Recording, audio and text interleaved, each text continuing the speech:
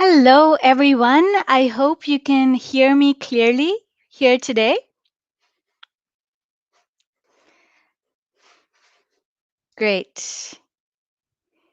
Uh, if you could hear me, it would be great if you can write it on the comment section.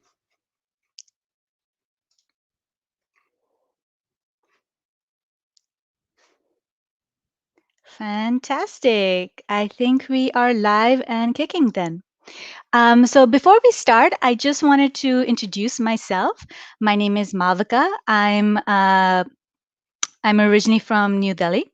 I grew up in the Middle East, Africa, and a little bit in Russia Russia. And currently, I'm on the admissions team at the ESA MBA. I'm also an alumni myself. Right. So today's session, I'm going to try and make it as interactive as possible because I've been in your shoes, looking at B schools, trying to understand what's the best way to put, my foot forward. So I'm going to try to be as helpful and as candid as possible with you. Right. So we're going to make this very interactive. So I have a presentation and how we will run this is I'm going to cover off a little bit and then I'm going to stop and ask for question and answers. And then you can type whatever you like in the comments box and then we will address that as much as that we can. Great. So let's start. So the agenda today is the introduction to ESA, the class profile, GMAT, and then we'll stop for a Q&A. So you can ask as many questions as you like about the class profile, GMATs, etc. Then we'll go on to the program structure and the case study methodology that ESA is known for. Then break for Q&A again, and you can ask your questions. Then we'll move on to career services and specifically roles that non-European students have been able to get after the MBA at ESA. So I know that's an important subject to most people, especially people who may not speak a European language. Then we'll again break for Q&A, and then I'll talk a little bit about the application process and scholarships, and specifically what admissions directors look for in application essays, right? And then again, break for Q&A. I hope that works for all of you. So for those who missed the beginning, just a quick recap. So I'm Malvika. I did my MBA at ESA and I graduated in 2015. My background was predominantly marketing. So I worked in retail, consumer goods, and agencies before my MBA. Did my MBA in 2013 and graduated 2015. Seems like a lifetime ago now. After that, I joined AB InBev. So they do beer like Corona, Budweiser. I was on their MBA leadership program. And then I joined ESA. So currently, I'm the Associate Director of Admissions across a number of regions, including India and Africa. So, ESA in a few words. Firstly, we believe in leaders with integrity. We actually have founded in 1958. ESA is one of the oldest business schools in Europe. Over the years, the rankings have been regularly kind to us, as you can see here. And we are number one in Europe for career progression and are regularly featured as a top 5 MBA globally. We have 5 campuses around the world and 16 associate schools. The ESA difference, and this is a slide which I love explaining because I think we really capture what makes ESA unique. So one thing to understand is that ESA is a very mission-driven school. And we believe in developing global leaders who will make a positive impact on society. And what I mean by that is we hope that students who go through our program develop an understanding that business decisions that they take create a wider impact on people's lives and their livelihood. So just beyond the numbers on their business models and excels. When it comes to global, when I say global in terms of ESA, I'm not just talking about, the nationalities which are present in the classroom, because all top European business schools have that, right? What we do is we help grow your global mindset, because today even if you run a local business, the forces that are at work are global. So whether it's the course material that we use, the professors who teach, the immerse international modules that you'll be exposed to, or if you want to do international exchange programs, or actually, most importantly, the career opportunities that are open to you. All of these are global. So if you're interested in a global international career, ESA could be a good fit for you. Uh, General management. So we want you to be able to run companies in the future.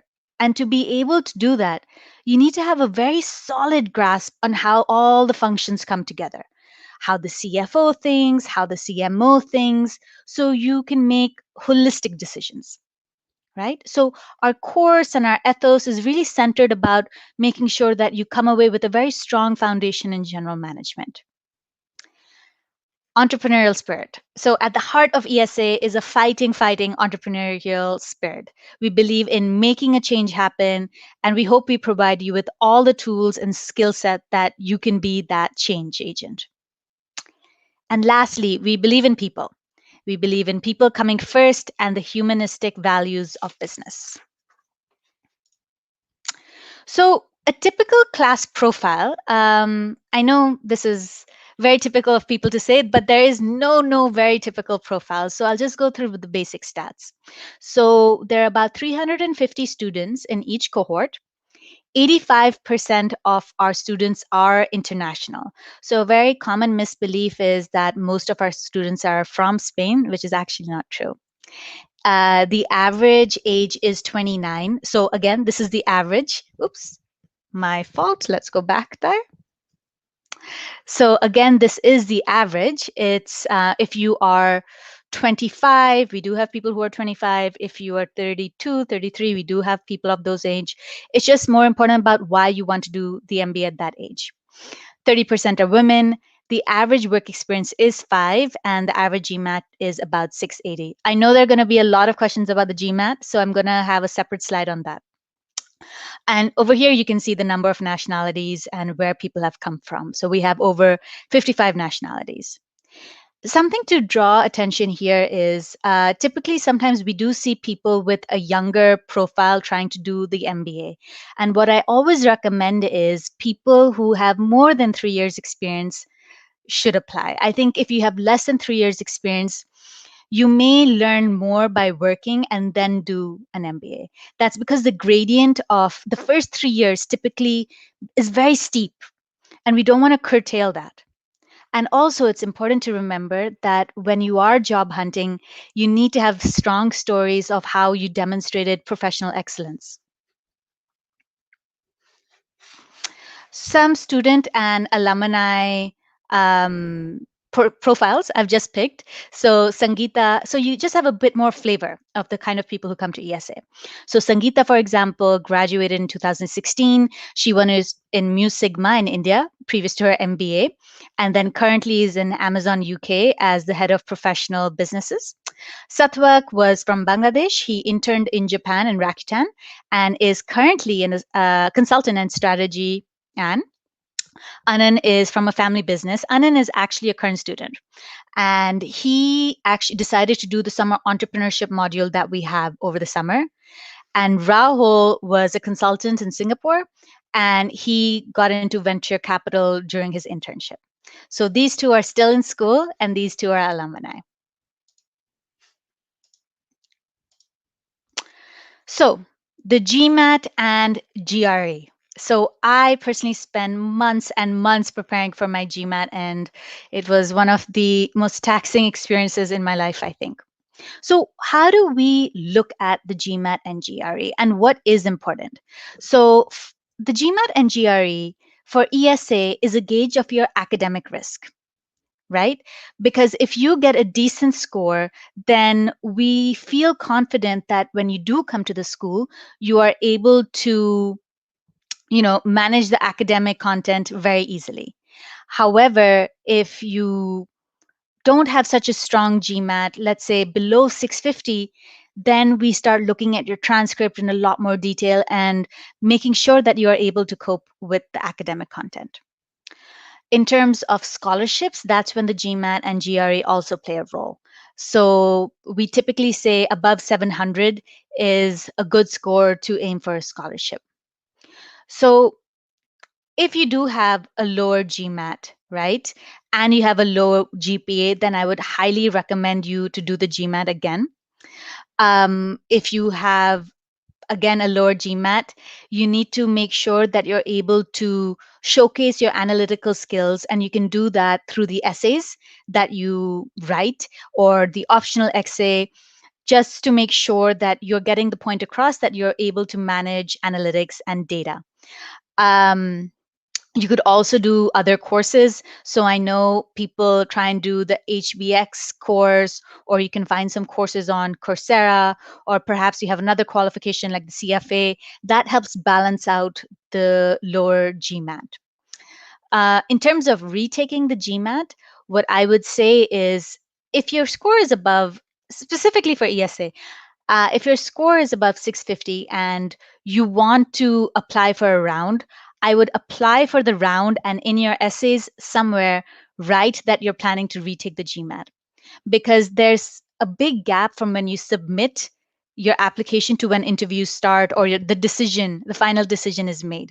And you can always send us an email saying, hey, you know, I would like to update my GMAT score before you take the final decision. The one time the GMAT is genuinely very, very important is if you're trying to look at consulting. Consulting is a field where they regularly screen for GMATs. So I'm going to take any questions that you may have right now. So one of the questions is from Suryansh, the preference of ESA, GMAT, or GRE. So we actually don't have any specific reasoning to like one or the other. For the GRE, we do look at the quality, like the percentile, rather than the absolute number. Sorry, this is from Aman Jain. So I would say you need to go in the 80s or 75 percentile plus in the GRE for it to be a decent score, but there's no preference. Any other questions? Okay, so by Suryansh, would having 12 plus 3 structure of education pose any specific disadvantages to the application? If yes, can you please suggest any one-year course that is recognized and counted for in the 16 years of academics? Absolutely not. So we have no issues with the 12 plus 3 structure. We accept them all. So of course we have people from India all every year. Same thing for the UK system. So go ahead and apply. That should be absolutely fine. I think I've answered Aman Jain's question. Oh, does ESA have a preference between GMAT and GRE? If not, why does ESA not show the average GRE score of the batch? Because we don't have that many GREs to have a good average. So we prefer that we just show the GMAT because the majority of the students do take the GMAT. However, this is also more of a regional preference. So typically we see from the Middle East, there are people who prefer the GRE, and from India, they prefer the GMAT. What are some of the sample scores of GMAT consulting firms look at? So I would say 700, 680 plus. That's probably a good score to look at. That being said, Dubai sometimes is more forgiving as a location, but if you're applying to McKinsey London, they're definitely looking at a strong grade. But of course, you'll also display your analytical skills through the case study that you'll be put through in the interview stages, etc. as well. Great, next question. With the English language, so if you have done your undergraduate in English or you have been in an English working environment for over 2 years, we don't require any IELTS or TOEFL, etc. What percentage of the class has work experience for more than 10 years? So I would say it's a pretty low percentage, maybe like three, five, maybe 5 to 7. I'm not 100% sure, but it's not very high. And the thing with above 10% is that you have to have a very strong argument about why you don't want to do an executive program. So I'm going to curtail the questions now. So we'll have time for questions at the end because I'm keen to also move on to the rest of the presentation. Great. So unfortunately, I know this is a comment. I cannot zoom in further to the presentation, but I can walk you through the MBA program. And you will also be able to find this stuff online on our brochure. So how we work is that we have a 15-month program and a 19-month program. But luckily, you don't have to decide what you want to do until March. So you would start the program in August, and then in September to March, you would then think about the 19-month or 15-month. If you do the 15-month, you would take classes over the summer. So that would be the June, July. If you take the 19-month, you would do either the summer entrepreneurship experience, you would do an internship, and then in your following year, both classes will come together. One of them will end earlier and the other one will end at May. The second year is more your year. So the first year, you would do all of the core courses which are required from you. So you have a very strong, again, general management base. And in the second year, we have over 130 electives that you can choose from. If you want to do your international exchanges or you want to do overseas modules, that's all the second year, right? I see a question here. Is it necessary to learn Spanish? No, it is not necessarily to learn Spanish. It is an advantage, of course. So you can, but we do offer it as part of the course that you can take throughout the year. The way that we teach. So this is the most important part, I think, of how ESA is and why people tend to apply to ESA. So 80% of our content uses the case study methodology, right? And I don't know how many of you have done cases before.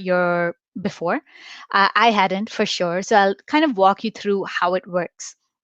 So you prepare a case individually, and a case would be a real life business problem that a company face. So I have two with me right here. So I have a Starbucks case and I brought the Apple case, and you can see it's pretty thick. There's a lot of pages, there's a lot of graphs, etc. Right? And what you have to do is you have to individually prepare that case. So for example, let's say hypothetically I was doing a Zara case and the CEO was facing questions on, the US market is failing and we need to get growth of 3%. So I would go home, I would do all the numbers, and I would come up with a plan. So the next day, I would prepare my team. So you're put into small teams, all of different nationalities and different functions. So for example, my team, there was someone from Canada, there was someone who was an engineer from South Korea, I was in marketing and I was from India. There was a Spanish consultant, there was a German, I think, engineer, but all of you have very different experiences. So we would discuss that case together. So I would say something like, we should go to Australia. The US market isn't working. We're definitely going to get growth there. Someone else who may be from Australia would say, actually, it doesn't make sense for Zara to go to Australia because people are too conscious about sustainability, fashion, etc., etc. You get my drift. So suddenly, I'm changing the way I would approach the problem, right? Someone else might say, have you looked at our P&L account? This is disastrous. We need to, instead of getting out of the US, we need to spend more money on our, I don't know, warehouse distribution cost. So it's very hard to just pinpoint one decision that you're going to take, right? It becomes a very general management conversation. Then you would move into your classroom, and over there you have 70 other people, all with different backgrounds, all with different nationalities, and you're discussing the case there. And it's very tactile. So the professor will push you. So you have to raise your hand, and 70% of the class is class participation typically, and he'll call on you, and I would say something like, you know, I think we should go to Australia. He'd be like, oh, why do you want to go to Australia? How many people are you going to hire? Which city are you going to set up in? Right? So it's very, very granular. You can't just get away with writing big strategy things, right? So the case study methodology really helps you develop your problem solving skills from all angles. So I just described to you one case. We do 3 cases a day, 5 days a week. So you can imagine the amount of knowledge that you gain by doing the case study methodology. The way that your brain thinks changes. Because the Zara case was actually a marketing case. But you can't strip away the finance, you can't strip away the operations. All of it comes together. So, are there any program related queries? So, I can see have a 4-year EU experience, but research in innovation, no finance or consulting or management or strict data and analytics.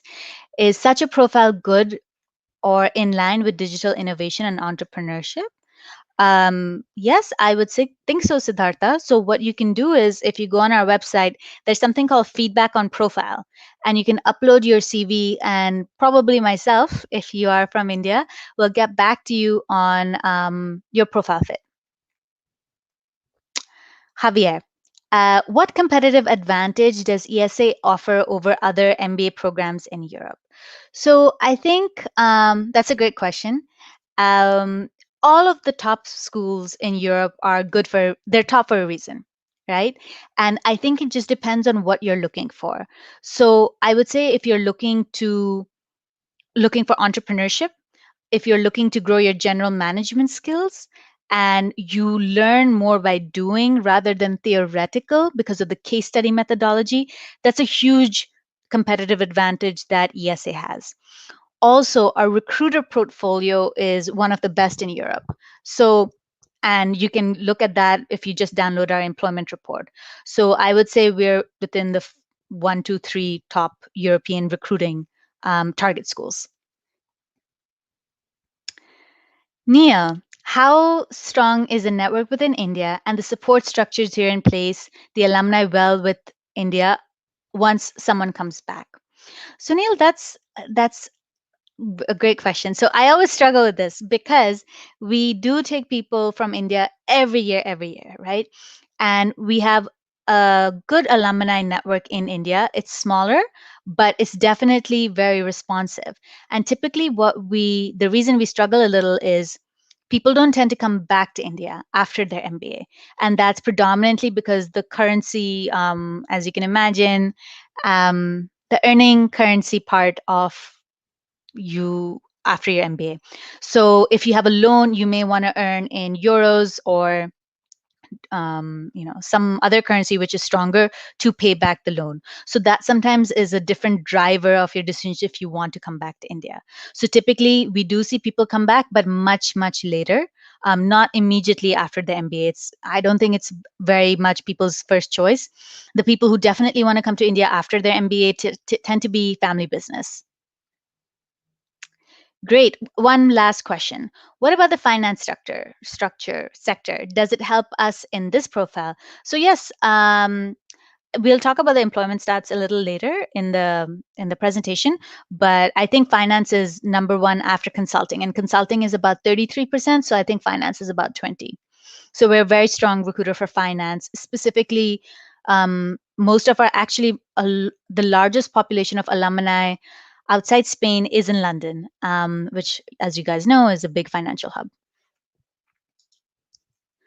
Great. So I'm going to move on. The Career Development Center. So ESA is quite unique in this sense. So we actually have our career services team quite spread out also all over the world. And their role is to help you find a role, right? That is the reason that they are at school. Most of them are also former MBAs who've done their thing and have come back, similar to the admissions teams. So we're spread all over. And the role of these people is to help generate opportunities and for yourselves, right? And they work very closely with you to counsel, to guide, to make sure you're in tip-top shape to put in front of recruiters. How does recruiting happen on? So recruiting happens is in a number of ways. So we do have companies that regularly fly down. So we have career forums. So for example, last year in October, these companies were physically flown. They flew down and met our students. They had booths and stalls and interviews, etc. There are also treks that happen. So if you want to visit companies, so for example, there's a Swiss trek, there's a startup trek, there's a banking trek, there's a consulting trek. There's a lot of ways that you can engage with employers. We also work with employers directly, so they advertise on our portal, which we have developed specifically for you to put your CVs on. And so your CV is put on a different file. So for example, when I applied to AB InBev, I didn't go through the normal route of, global applications, which was just online. I went through a different portal and my CV was forwarded to the MBA team at ABI at that point of time. I actually know someone. What we also do is we have CV books that we give to all the recruiters that work with us, and people just go through those CV books and identify people that they would like to interview. So for example, one of my classmates was interviewed by Nike and she hadn't even applied to them. She took the job and worked is very successful at Nike today. Employment by geography. So as you can see here, it's quite spread out. A lot of people do tend to stay in Europe post their MBA. Then you have people in Asia, in Spain as well. So Spain is interesting because although we only have 15% of a Spanish population, we increasingly are seeing that more people are staying back there because of the startup community that has exploded in Barcelona. So the interesting about the startup community is because Spanish isn't a prerequisite, it's a lot easier to find roles. The employment numbers, so as you can see here, consulting is a very, very strong forerunner. And it has been something of a strong suit for ESA. It's fueled a little bit by the desires of people who want to do consulting after their MBA. So I would take it with a pinch of salt. That doesn't mean that marketing is very small. It's just it happens to also be the people who want to do an MBA sometimes want to do consulting most of the time, actually, from my experience. Also, what helps is the case study methodology, and that's what you're doing as consultants. Finance and tech are very, very close contenders.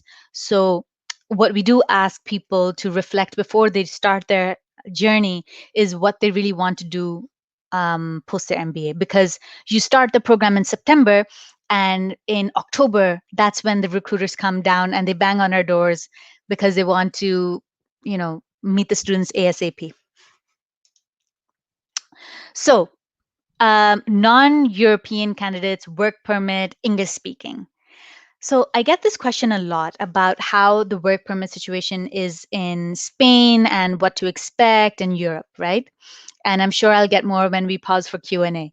So what I did was I went over the stats over the last few years and just kind of collated some names of people, of alumni I know who graduated, who were non-European and did not speak any other European languages, and where they ended up immediately after their MBA. So you can see a lot of people ended up in Dubai. Dubai is known for consulting, so that's where a lot of people who want to do consulting do end up. If in Spain, there are companies like Oyo, Rakuten, and smaller startups. In the UK is a large chunk, I would say. So companies like Citibank, Facebook, GSK, Google, Pepsi, Deutsche, and then Netherlands, Germany, Denmark, Belgium, Luxembourg. There are companies like Amazon, Nike, Siemens, McKinsey, Roche, Wayfair, World Economic Forum. So definitely work permits are more challenging to get. They're not impossible. So I always say to people to have a strong backup option, to make sure you do the math about what it means to come back to your home country and what you would need to earn if you are taking on a loan. So Any career related questions?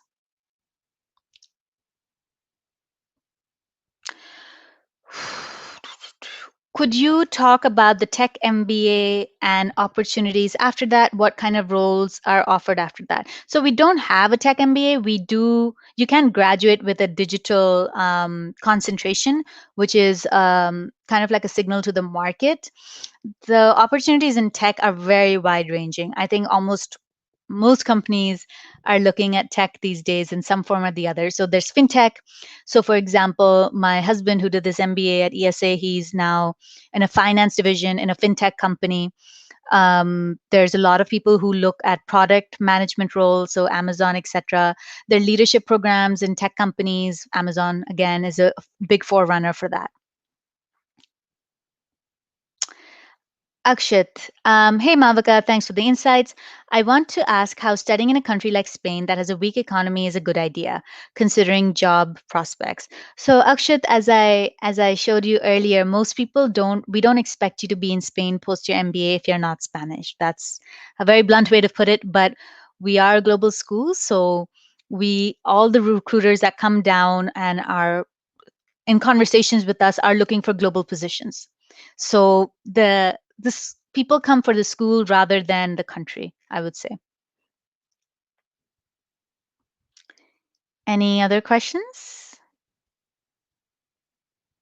When is the ideal time to give the GMAT for ESA? I'm undergoing prep with e-GMAT, but it's taking some more time as expected to build accurately. Of course, I completely understand. So I would say it depends on what you're looking for. If it depends on when you feel like you can put your best foot forward, but I would think twice about applying after round 2. After round 2, it's extremely competitive. So try and get your application in by round 2. If you're not happy with your GMAT score, I would say submit it so at least you're in the process, and but make sure in your application you write, I am planning to do my GMAT on X date, and follow up on that, because then I don't think we ever reject anyone purely on the GMAT basis. So typically, if there are other indicators in your profile that we like, we would go ahead and interview you. And then if your GMAT score genuinely is an issue, we might waitlist you and say, please do your GMAT again. Right? I understand that useful recruiting activities. I have one from Javier in my comment section. Um, oops, sorry, I overrode someone's comment. I apologize. Okay, so Harsha, does one need pre-MBA consulting experience to get recruited in the companies post-MBA? No, you don't need pre-MBA consulting experience to get into consulting. But what I would say typically is you need good client and communication skills. That's something that they're definitely looking for. Um, and if you can get a pre-consulting gig before your MBA, that's fantastic. It'll probably help you. It won't take away.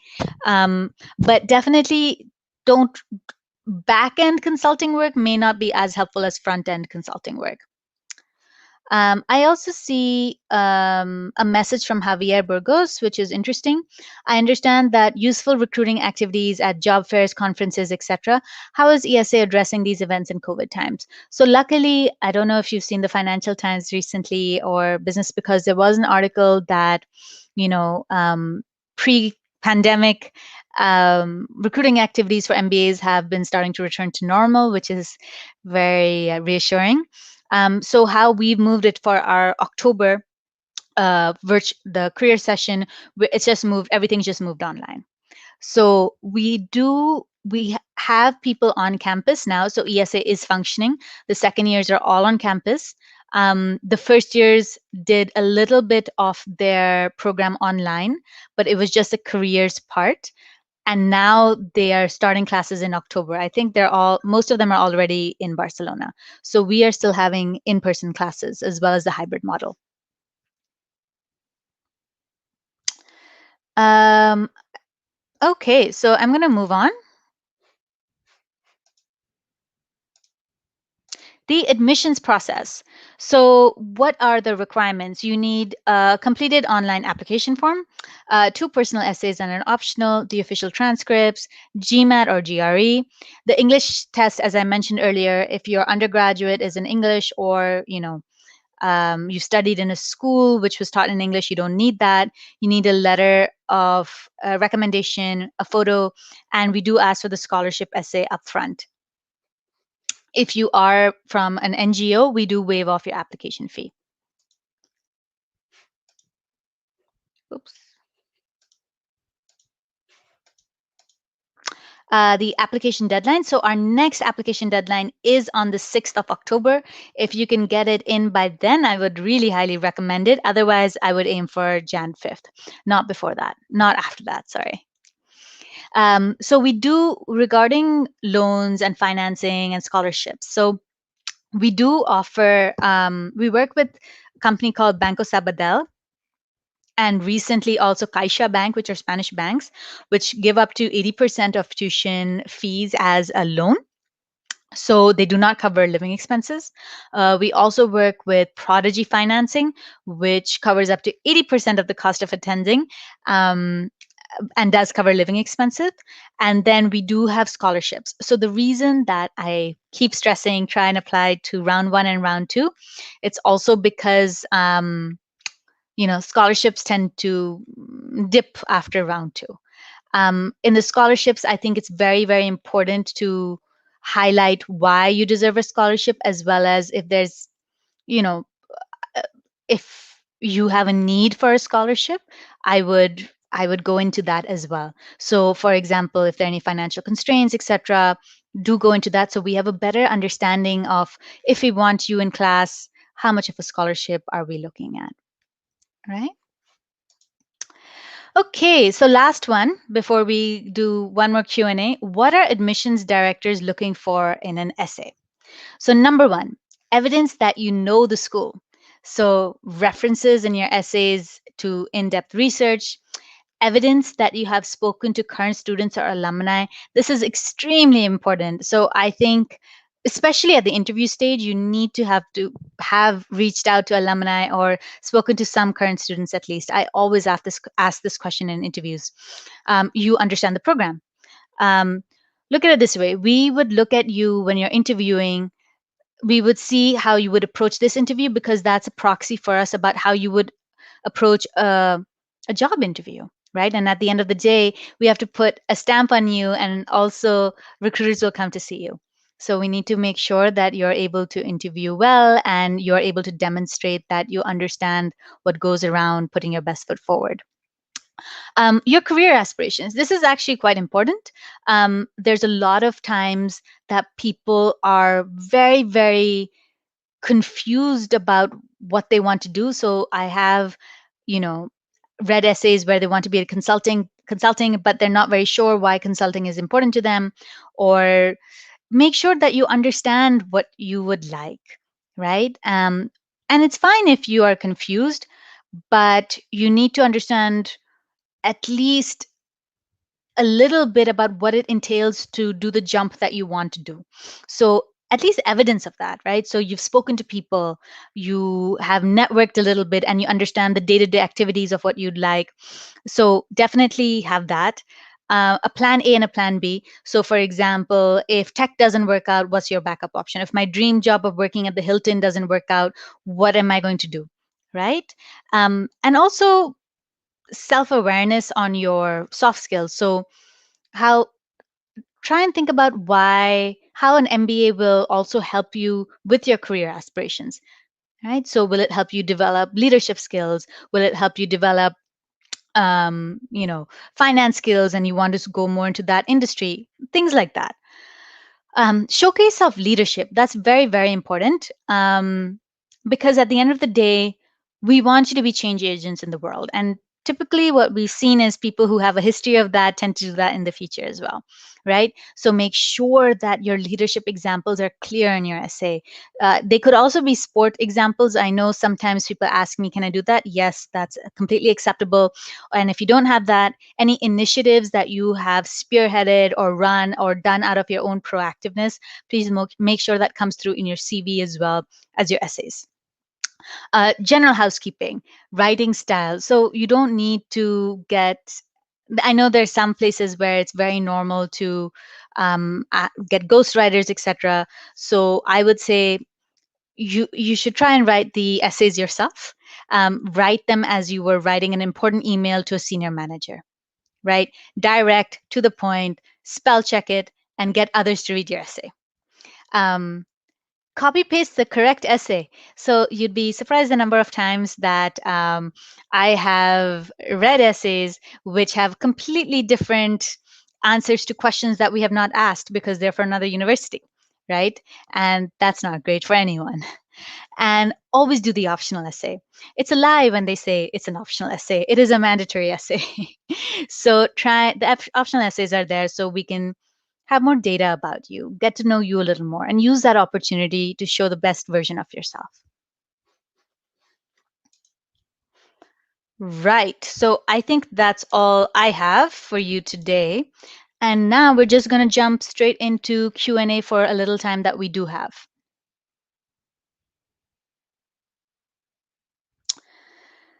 Garima Rai, how open is ESA to applications which come with diverse backgrounds, such as a mix of corporate and non-for-profit?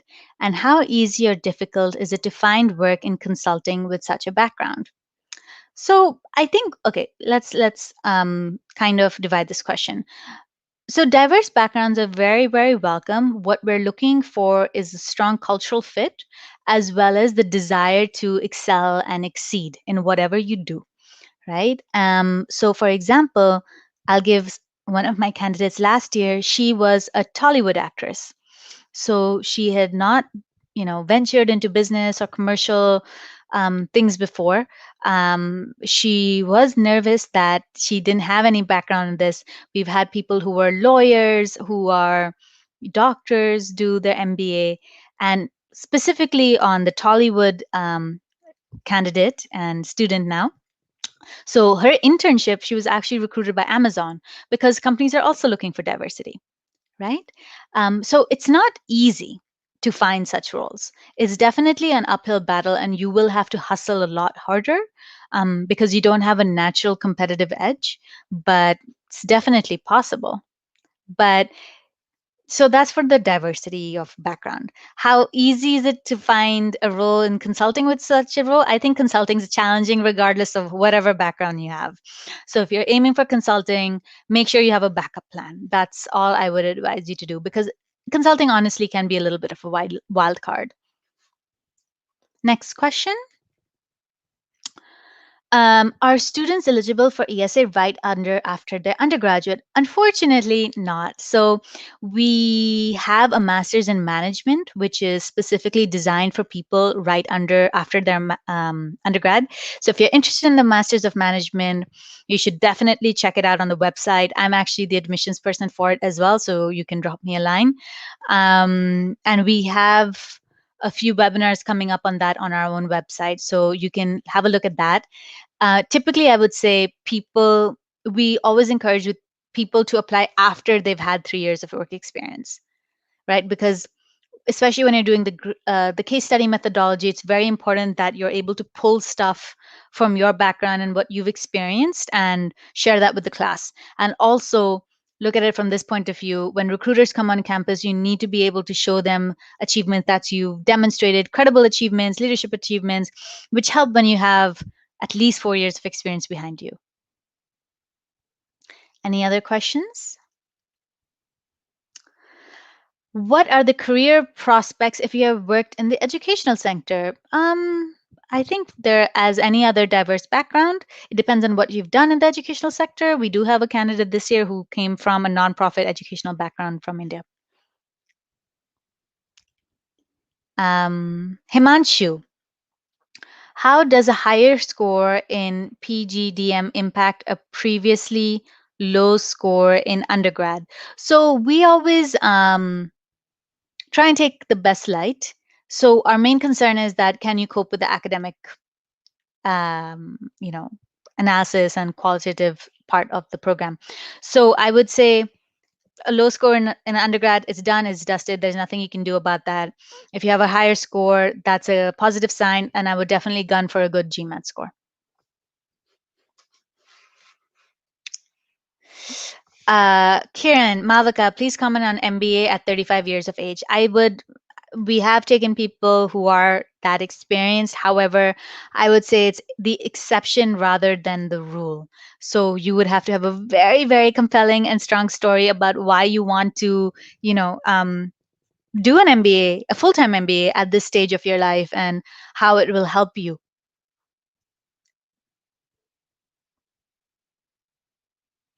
For fall 21 batch, does ESA plan to get back to 100% classroom model or still persistent with the hybrid model? So we are actually going back to 100% classroom now.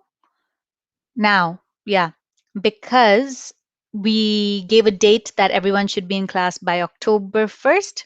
The in-classes sessions have started. Will start for our first years. Our second years are already in class, so they're not doing the hybrid model. The hybrid model does exist because even if you are sick, if you have a cold, you're not allowed into campus, etc., because there's a lot of stringent procedures that have been put in place. So for that reason, the hybrid model will exist for a while because we want you to not miss class. So even you could be sitting in Barcelona, but not be allowed on campus. So we want to make sure that you're not robbed of your education. So the hybrid model is, I think, definitely there to stay for a little while. Could you quickly flash the average employment stats within 3 months? I did not see it anywhere in the brochure. So I think it's something in the 90s. I don't want to give you, Puneet, sorry, an incorrect figure, but I'm pretty sure it's something in the 93 range, something like that. But I think it's on our employment report, and I will get back to you if once I check it. Amit, does co-founding and running a startup for 2 years count as leadership experience?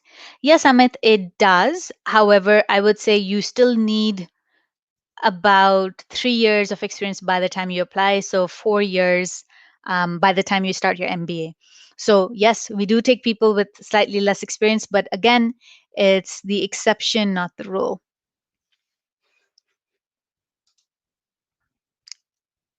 All right. So I think that's it. That's all the time we have today.